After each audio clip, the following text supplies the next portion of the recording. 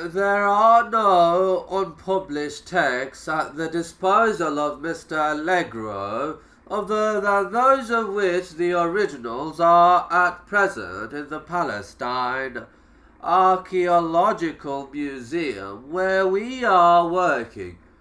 Upon the appearance in the press of recitations from Mr. Allegro's broadcast, we are unable to see in the text the findings of Mr. Allegro.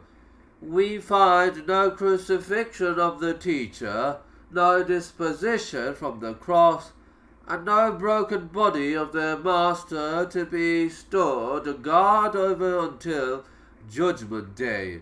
Therefore, there is no well-defined ascenic pattern into which Jesus of Nazareth fits, as Mr. Allegro is alleged in one report to have said. It is our conviction that either he has misread the text, or he has built up a chain of conjectures which the materials do not support. To publish this sort of accusation, especially in a letter to the Times, is remarkable behaviour. It patiently reflects a conclave of academics ganging up on one of their own members, forced onto the defensive. Allegro replied with a letter to the Times of his own, which explained and justified his position.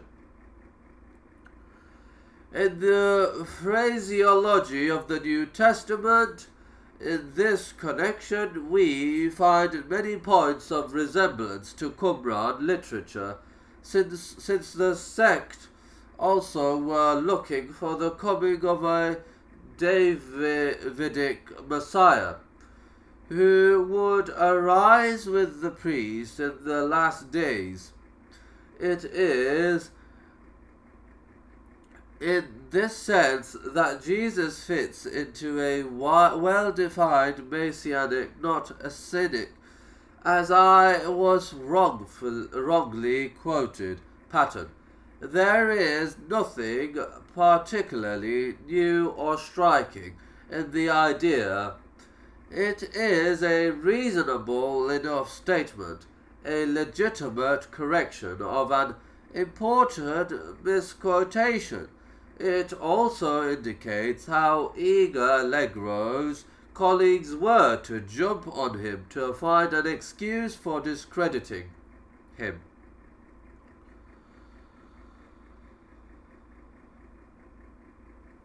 In any case, Allegro added, it is true that unpublished material in my care made me more willing to accept certain suggestions made previously by other scholars on what have appeared to be insufficient grounds.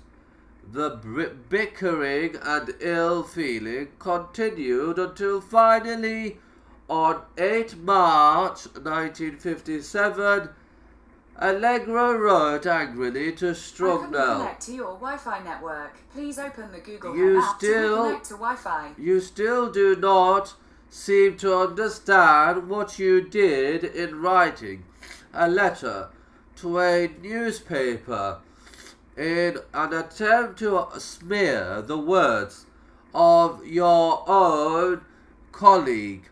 It was quite unheard of before.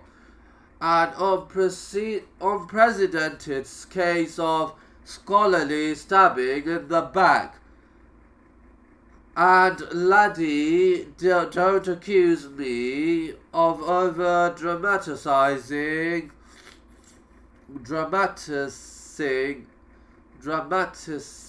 the business, and was here in England. Reuters man that morning on the phone to me was classic.